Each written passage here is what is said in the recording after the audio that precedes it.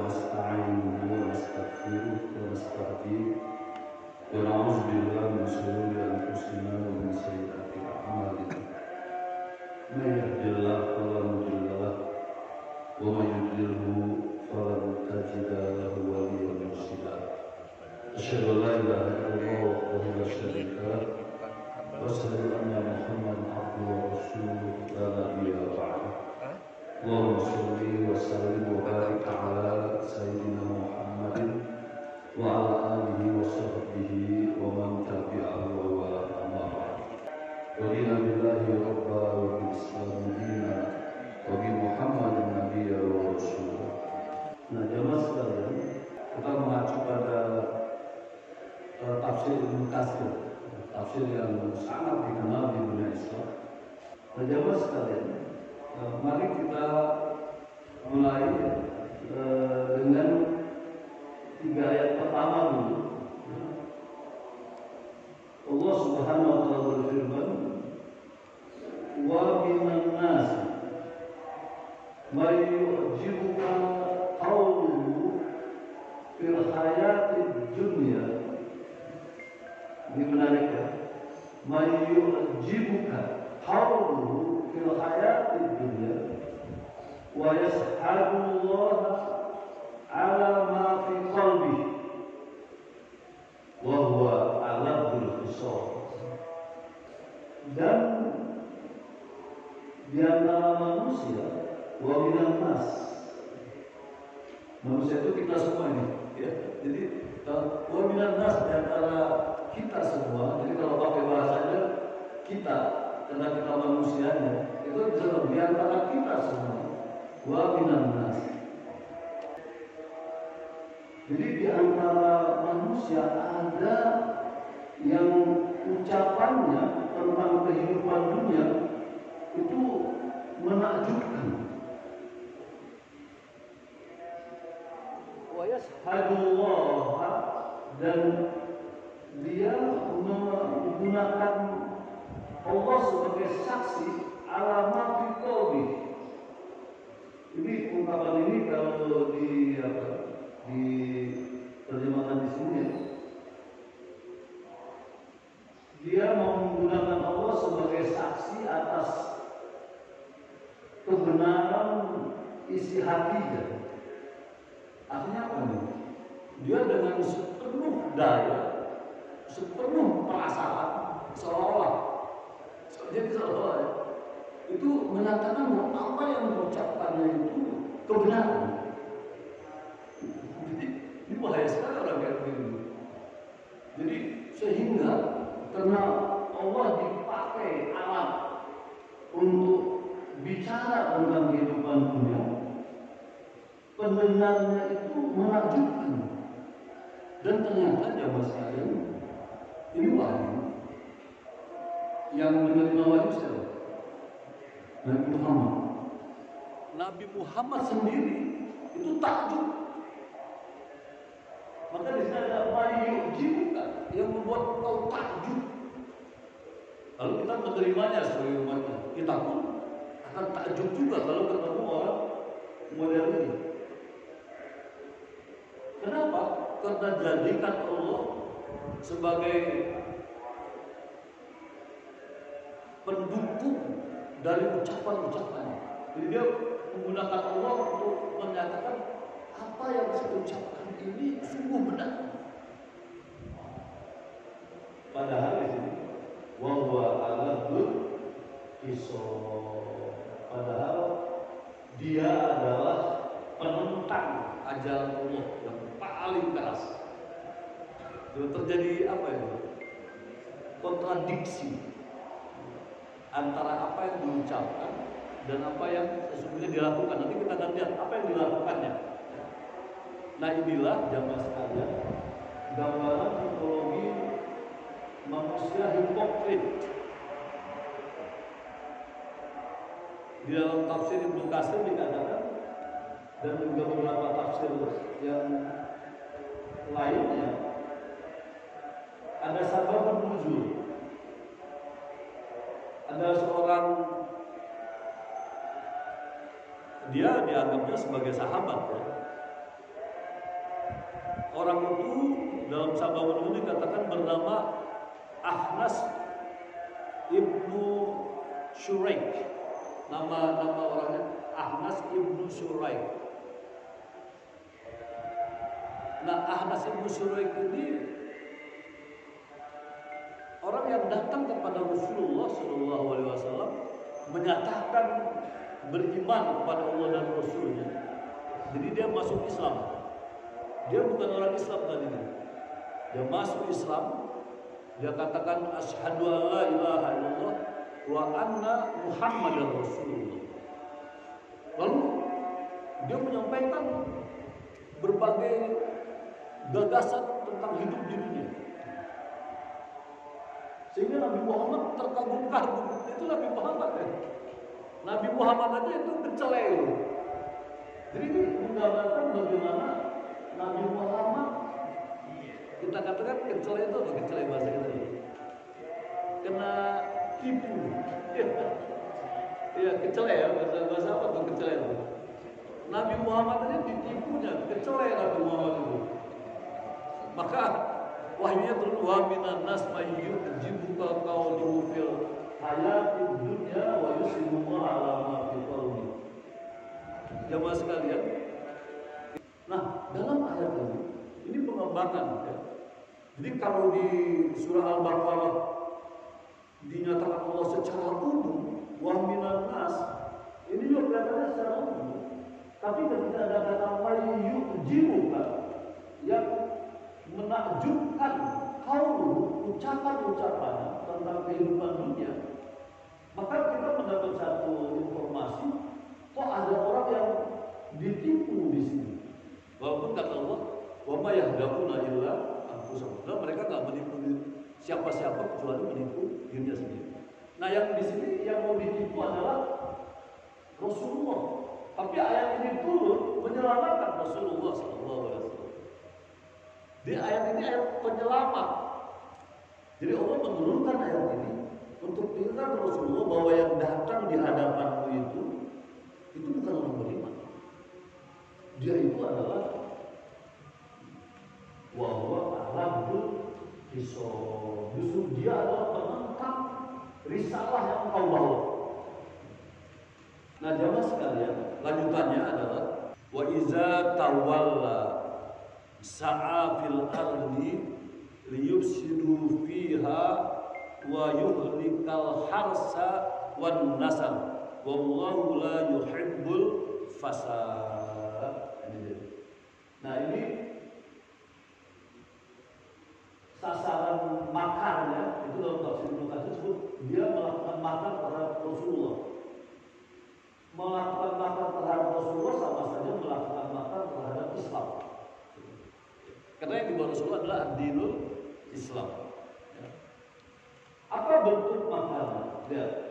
Wa iza awwala, dan apabila dia berlalu dari hadapan engkau. Ini kata awwala ya. Artinya dia baru menghadap Rasulullah, baru menyatakan imannya, lalu baru menyatakan berbagai gagasan tentang kehidupan dunia.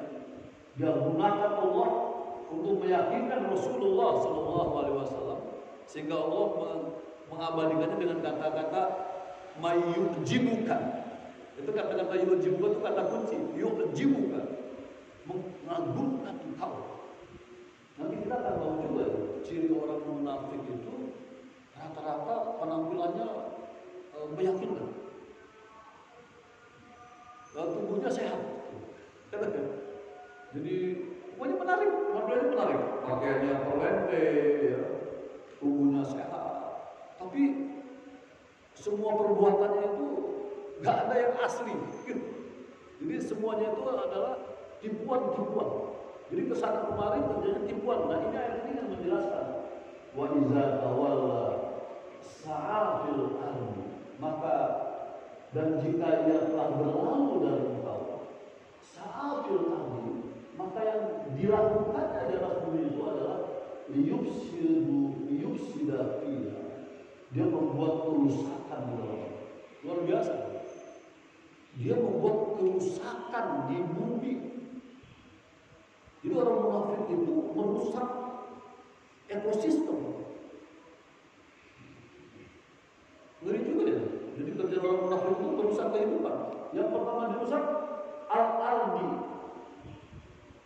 bumi tempat kita hidup bersama, dirusak dengan kebohongannya. Dia berjanji, kalau pemimpin itu, kalau saya terpilih jadi apa? Jadi RT kalau enggak ya. Padahal yang dilakukan merusak bumi. Nah itu kalau pakai bahasa Quran, inilah dia tipologi orang yang merusak kehidupan di bumi. Jadi bumi itu kan ada yang isinya itu kan selain manusia yang merusak itu kan di atasnya ada sumber daya alam, ya, baik yang di atas maupun yang di bawah. Sumber daya alam yang di atas itu bentuknya apa? Hutan, lautan, ya kan? Nah, hutan ini dirusak sama ini. Lautan sama juga. Kita malah menurut apa? Ya, kalau kita melihat Indonesia itu lebih luas lautnya atau buminya? Lautnya ya, lautnya. Tapi sampai hari ini kita sebenarnya jadi nelayan biasa. Siapa yang nangkap ikan besar-besaran itu? Bukan orang Muslim. Tapi kalaupun ada orang Muslim, kalau dia punya kepribadian yang digambarkan yu'jibuka qauluhu, dia cuma merusak laut saja. Jadi al-ard ini tanah dan air, al-ard tanah dan air. Itu satu. Wa yuhlikal harsa, dan dia merusak. Jadi sama-sama ungkapannya ini sya'afil ardi yufsida fiha. Jadi kemana saja dia bergerak, artinya begini. Kalau di Indonesia itu dari Pulau Jawa ke Sumatera, ke Kalimantan, ke Sulawesi, ke Papua, kerjanya merusak. Yufsida fiha. Dia eksploitir sumber-sumber daya alam. Kemudian yang dirusak apa? Wa yuhlikal harsa, merusak tanaman-tanaman. Apa tanaman ini dimasukkan dalam tafsir sumber kehidupan? Apakah berupa sawah, kebun, hutan yang menjadi sumber kehidupan? Itu dirusak juga. Itu dirusak oleh manusia. Bahkan binatang ternak pun dirusak. Jadi ini sebetulnya ini menggambarkan bahwa orang munafik itu kerjanya merusak kehidupan. Itu yang dalam surah awal-awalnya dikatakan wa idza qila lahu la tufsidu fil ardi qalu innama nahnu muslihun. Jadi di mata orang munafik itu semua ungkapannya dibalik sama dia. Ketika ada dibilang jangan merusak, saya tidak merusak, saya berbuat baik. Nah, kita lanjutkan ya Mas sekarang. Wa iza qila lahu taqillah, kalau dikatakan kepada mereka, ini ungkapan paling keras sebetulnya. Kalau dikatakan kepada mereka, diingatkan atas tindakan-tindakan yang merusak kehidupan ini. Ini cara Al-Quran dan cara Rasulullah serta sahabat dalam tafsir disebutkan, kalau mengingatkan orang yang sudah menyimpang dari ajaran Islam, itu ungkapan ini, ittaqullah. Jadi di zaman sahabat itu kalau ada orang mengatakan ittaqullah, itu orang takut. Kalau kita di sini nggak ada yang takut sama Allah. Tapi di zaman Rasulullah itu ungkapan ittaqullah ini tersungkur tumbuh. Contohnya adalah Umar bin Khattab.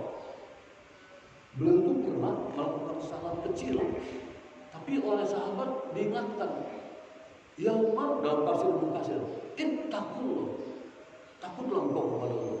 Langsung dia bersujud dan mohon ampun, lalu dia minta ditunjukkan apa yang saya sudah lakukan tadi yang membuat kalian menurut Anda menyimpang. Karena memang Umar bin Khattab ini kan banyak apa aksi-aksinya yang dianggap ya misalnya soal ibadah itu kan tarawih dia lihat ini orang kenapa sendiri-sendiri gitu. Lalu dia punya aksi apa menjatuhkan orang untuk sholat tarawih berjamaah. Lalu dia katakan apa? Ini adalah bid'atul hasanah. Artinya bahwa sholat tarawih itu bid'ah hasanah. Jadi kata bid'ah itu dibagi dua ya. Ada bid'ah sayyi'ah, ada bid'ah hasanah. Apa makna bid'ah? Bid'ah itu sesuatu yang tidak dilakukan oleh Rasulullah atau sesuatu yang tidak ada di zaman Rasulullah lalu dilakukan pasca Rasulullah. Tapi dibagi dia, ada yang syai'ah, bid'ah yang menyimpang dari syariat, ada bid'ah hasanah, justru memberikan kebaikan. Itu contoh perilaku Umar bin Khattab. Ittaqullah. Tapi buat orang munafik ketika dikatakan ittaqullah, akhadul izzata bil ismi. Justru mereka lebih, ini kalau pakai bahasa gaulnya nih, justru mereka bertindak lebih gila lagi. Orang munafik udah diingatkan. Ini kalau pakai bahasa misalnya kalau udah kehidupan bernegara, para pakar udah bicara, ini loh, keadaan negara dalam bahaya karena ini. Itu masukan dari para pakar itu nggak dianggap lagi. Kalau bahasa Qurannya ittaqullah, takutlah kalian kepada Allah. Yang kalian urus itu manusia banyak. Kalau negeri ini hutangnya melebihi dari batas yang sudah ditetapkan oleh undang-undang, ini sangat berbahaya. Ittaqullah, pakai bahasa itu. Tapi orang-orang munafik ini akhadul izzata bil ismi. Justru dia lebih menyombongkan diri lagi dengan perbuatan dosa yang lain. Itu udah banyak ini. Oh, di stop. Oh, menghutang lain. Misalnya ya, ini pakai bahasa ini. Mungkin kayak Imam Amin bisa menghayati ini ya, ayat ini. Mudah-mudahan kayak Ma'ruf bisa mengerti ittaqullah. Dan mudah-mudahan orang-orangnya bukan ya akhadul izzatu bil ismi. Nah, jemaah sekalian yang menarik, Allah itu dengan tegas mengatakan bagi orang-orang yang tipologinya seperti ini, fahasbuhu jahannam. Dia pantas dimasukkan ke dalam neraka jahannam. Maka di dalam surah An-Nisa ayat 142 kalau nggak salah ya, itu Allah berfirman, innal munafiquna fid darkil asfal minan nar. Sesungguhnya orang-orang munafik itu nanti ditempatkan di tempat yang paling bawah dari api neraka. Itu penegasan Allah. Maka Allah asmu jahannam. Manusia tipologi ini pantas menjadi penghuni neraka jahannam. Wala bi'sal mihad, dan itulah seburuk-buruk tempat tinggal. Wala bi'sal mihad. Nah, jamaah sekalian, sampai sini kita dapat informasi dari Rasulullah tentang orang munafik ya. Yang sudah kita kenal tanda-tanda orang munafik berapa? Tiga ya. Sesungguhnya kalau kita baca hadis lain dalam riwayat yang sama, baik Bukhari maupun Muslim, itu 4. Lalu ditambah lagi oleh Quran 5. Saya bacakan, kalau yang 3 itu apa biasanya? Idza haddasa kadzaba, wa idza tumina khana, wa idza wa'ada akhlafa. Itu yang sering kita dengar ya. Idza haddasa, kalau dia bicara, kadzaba, bicaranya isinya kebohongan. Kelihatannya benar, tapi bohong. Terus yang kedua apa? Wa idza tumina khana, kalau diberi amanat dia hianat, menyalahi kepercayaan orang. Jadi tidak melaksanakan apa yang dipercayakan tadi. Terus yang ketiga apa? Wa idza wa'ada khana.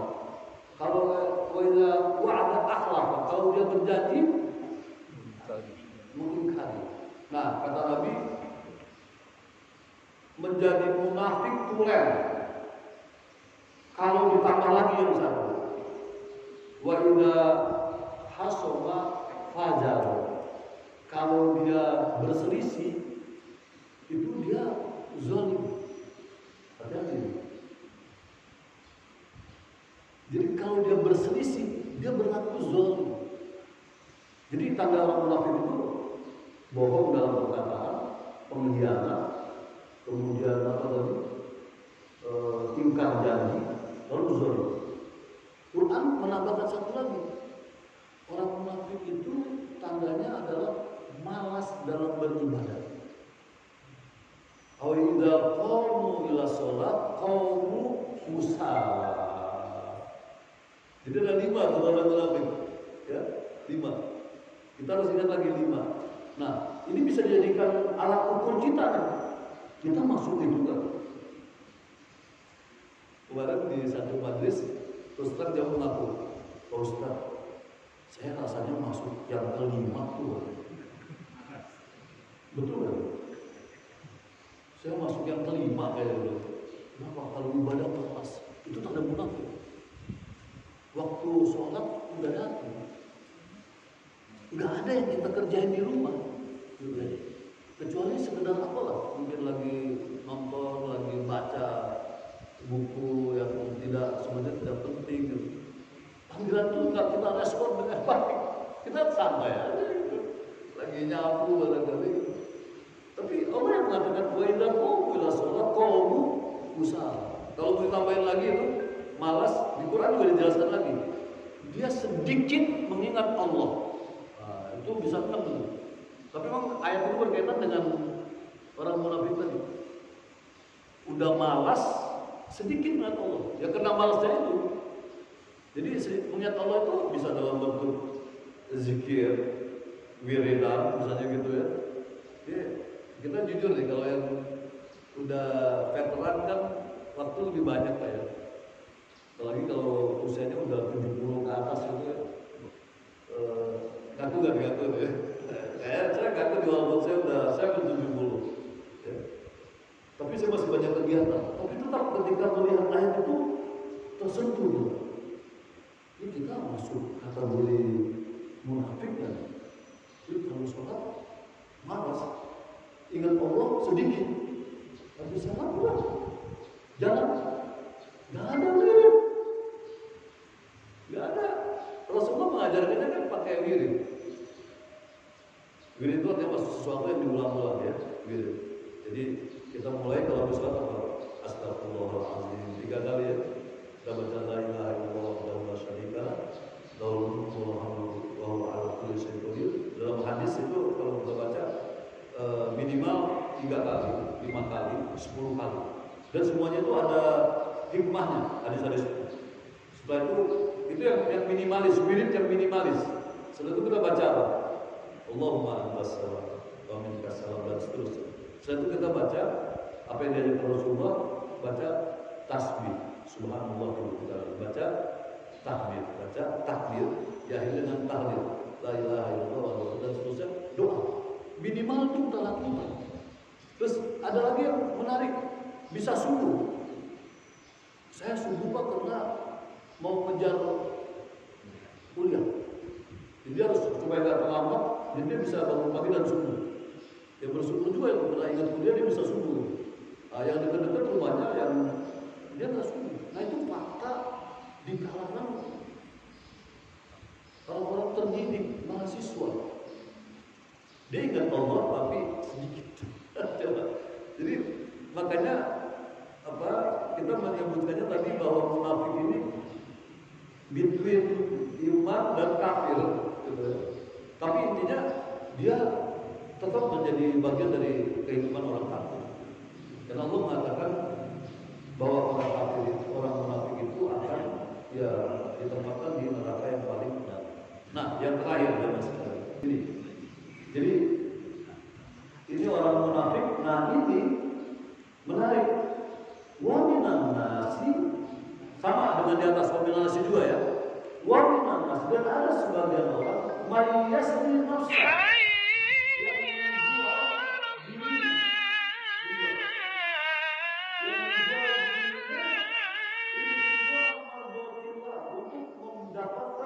firman Allah, wallahu ra'ufun bil ibad, dan Allah sangat santun kepada hamba-hambanya. Nah jamaah sekalian, lagi-lagi kalau kita kaji tafsir, ini ada sababul nuzulnya. Apa sababul nuzul? Kalau yang pertama tadi Ahnas bin Syuraik, tokohnya itu, tapi tentunya ini berlaku umum ya akhirnya ya.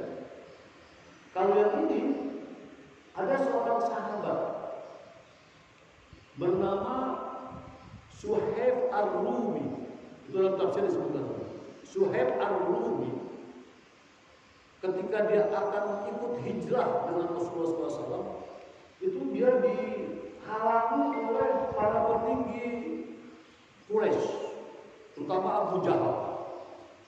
Bahkan dia sempat ditangkap, disekap di rumah dan disiksa.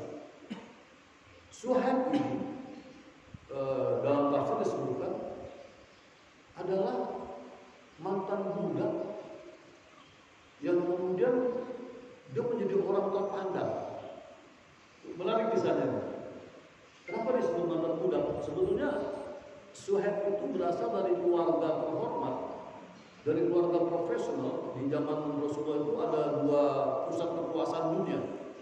Yang pertama Parsi, yang kedua Romawi, Persia dan Romawi. Keluarga Suhaib ini bekerja pada penguasa Parsi. Dan antara Parsi dengan Romawi itu sering terjadi konflik bersenjata, sering perang. Suhaib itu masih kecil waktu itu. Ketika terjadi perang antara Romawi dengan Persia, Suhaib ini termasuk anak kecil yang hanya menjadi tawanan dari tentara Romawi. Karena dia menjadi tawanan, dia dijadikan budak. Tapi dari pengalaman hidupnya, Suhaib melihat bagaimana orang-orang Romawi itu mengelola hidupnya. Romawi ini kan representatif dari Eropa. Ya. Kalau sekarang kan Romawi pusat Vatikan ya, di Italia ya, di Italia. Jadi rupanya Suhaib ini telah terbentuk pribadiannya dalam tafsir seperti begitu, menjadi orang yang baik, orang yang disiplin, dan orang yang cerdas.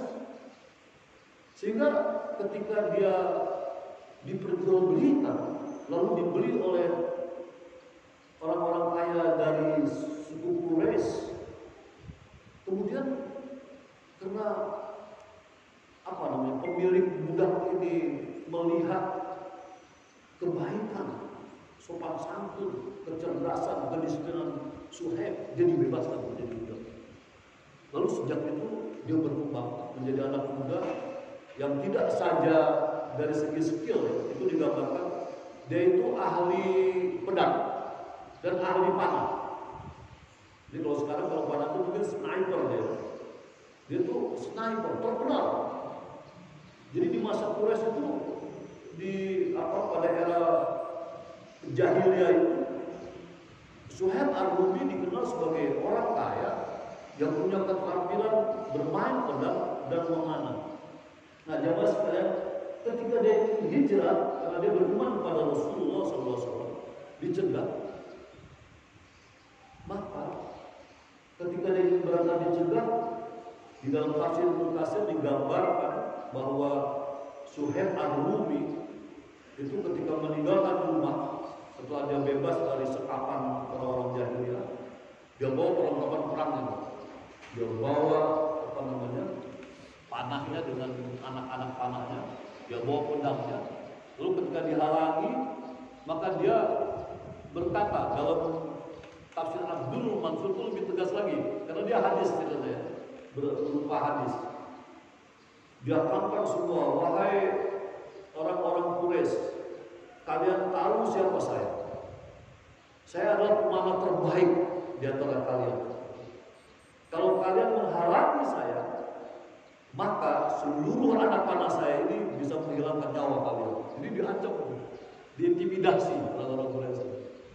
Seandainya anak panahku habis, aku masih punya pedang, akan aku penggal leher kalian.